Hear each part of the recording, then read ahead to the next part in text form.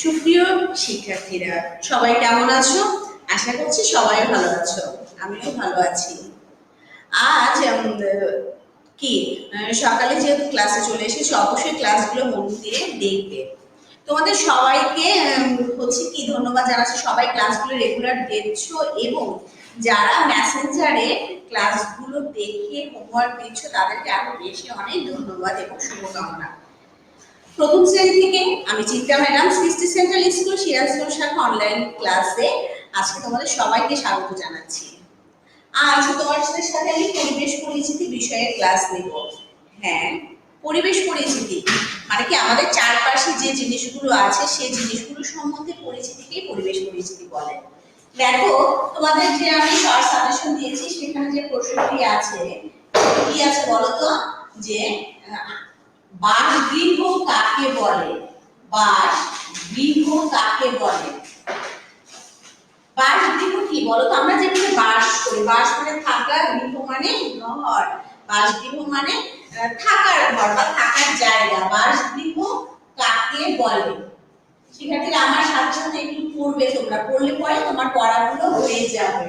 বাসগৃহ কাকে বলে? তারপরে লেখো বাসগৃহ, বাসগৃহ, হ্যাঁ, বাসগৃহ কত প্রকার ও কি কি? কত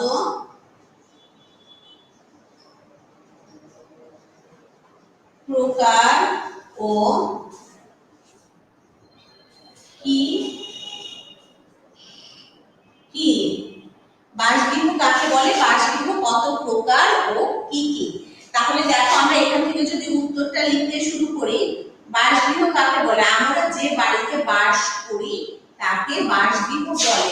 আমরা যে বাড়িতে বাস করি তাকে বাসগৃহ বলে। দেখো আমরা লিখছি, আমরা, লেখা তোমরা অনেক সুন্দর করে লিখবে। মিসের লেখা তো বেশি ভালো না, তোমরা অনেক সুন্দর করে লিখবে। আমরা যে মুখস্থ জায়গায় যে বাড়িতে, বয়কালে বা, ডয়বৃন্দ রয় ঋষি তয়কালে তে, আমরা যে বাড়িতে বাস করি, বাস করি, ক বয়সেন্দ্র রয় ঋষি করি, আমরা যে বাড়িতে বাস করি তাকে তাকে বাসগৃহ বলে। বাসগৃহ, তাকে বাসগৃহ বলে। আমরা যে বাড়িতে বাস করি তাকে বাসগৃহ বলে। এরপরে কি প্রশ্ন? বাসগৃহ কত প্রকার ও কি কি? এখানে লিখবো বাসগৃহ 3 প্রকার। তারপরে লিখবো বাসগৃহ, তোমরা 3 সংখ্যাতেও লিখতে পারো অথবা অঙ্কেও লিখতে পারো। বাসগৃহ 3 প্রকার। বাড়ি যথা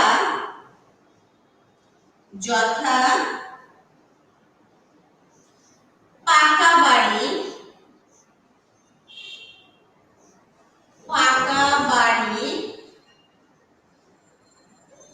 বাসগৃহ 3 প্রকার যথা পাকা বাড়ি।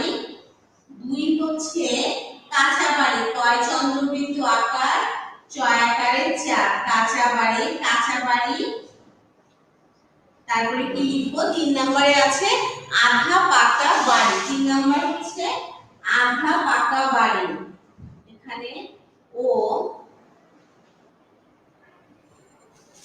3 নম্বরে আছে আধা পাকা বাড়ি, সরেয়া ধয়াকারে আধা পাকা, কয়কারে পা, কয়কারে কা, আধা পাকা বাড়ি, কয়কারে বা, ডয়বৃন্দ রয় ঋষি, আধা পাকা বাড়ি। তাহলে শিক্ষার্থীরা আমরা কি করছি আজকে? পরিবেশ পরিচিতি। কি প্রশ্ন? বাসগৃহ কাকে বলে? বাসগৃহ কত প্রকার ও কি কি? আমরা যে বাড়িতে বাস করি তাকে বাসগৃহ বলে। আমরা যে বাড়িতে বাস করি তাকে বাসগৃহ বলে। অনেক সহজ না? যেমন তুমি যে বাসায় থাকো সেটা কিন্তু বাসগৃহ। আমি যে বাসায় থাকি সেটা বাসগৃহ, এটাকেই বাসগৃহ বলে। আবার বলছি, আমরা যে বাড়িতে বাস করি তাকে বাসগৃহ বলে। বাসগৃহ তিন প্রকার, বাসগৃহ তিন প্রকার, বাসগৃহ তিন প্রকার, যথা পাকা বাড়ি, কাঁচা বাড়ি ও আধা পাকা বাড়ি। বাসগৃহ তিন প্রকার, যথা পাকা বাড়ি, কাঁচা বাড়ি, আধা পাকা বাড়ি।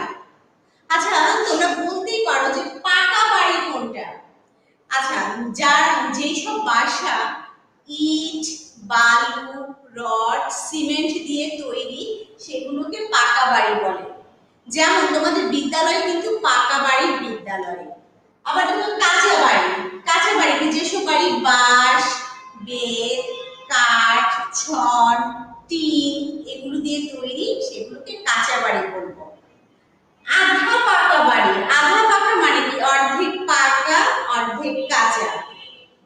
মনে করো অনেকের বাসার দেয়ালটা হচ্ছে, চারদিকের দেয়ালটা তোমার কি ইট বালি দিয়ে তৈরি, আর উপরেরটা হচ্ছে টিন দিয়ে তৈরি, এগুলোকে কি বলবো আমরা? আধা পাকা বাড়ি। এখন তোমরা নিজেরা ঠিক করো তোমরা কোন বাড়িতে বাস করো, আধা পাকা, কাঁচা কাঁচা বাড়ি না পাকা বাড়ি? বুঝতে তো পেরেছো?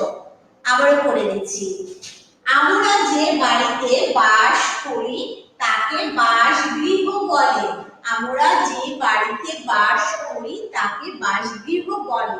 বাসগৃহ তিন প্রকার, বাসগৃহ তিন প্রকার, যথা পাকা বাড়ি, কাঁচা বাড়ি ও আধা পাকা বাড়ি। বাসগৃহ কত প্রকার বলো তো? হ্যাঁ, তিন প্রকার, পাকা বাড়ি, কাঁচা বাড়ি, আধা পাকা বাড়ি। এখন আমি তোমাদেরকে যদি একটু বানান করে পড়ে দেই, আমরা সরেয়া ম বয়সেন্দ্রাকারেরা, আমরা যে মুখস্থ জয়কারে যে, বাড়িতে গয়কারে বা, ডয়কেন্দ্রায় ঋষি তয়কারেতে বাড়িতে, বাস করি গয়কারে বা দন্তাস বাস করি, ক বয়সেন্দ্রায় ঋষি বাস করি, তাকে তাকে তা কয়কারেতে তাকে বাসগৃহ বলে, গয়কারে বা দন্তাস বাস গৃহ, ওয়াইটি ফালা হ বাসগৃহ বলে, বলয়কারে লে বাসগৃহ বলে।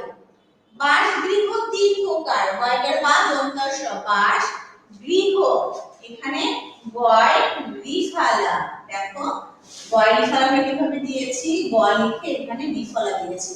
বাসগৃহ তিন প্রকার, তিন প্রকার, পরফালা কয়কারিকা বর্ষেন্দ্র, তিন প্রকার, যথা পাকা বাড়ি, কয়কারে পা কয়কারিকা পাকা বাড়ি, কয়কারে পা ডারবিন্দরায় ইসি পাকা বাড়ি, কাঁচা বাড়ি, কয় চন্দ্রবিন্দু হবে, কর উপরে অবশ্যই চন্দ্রবিন্দু দিবে, দেখো একটু চন্দ্রবিন্দু দিয়েছি।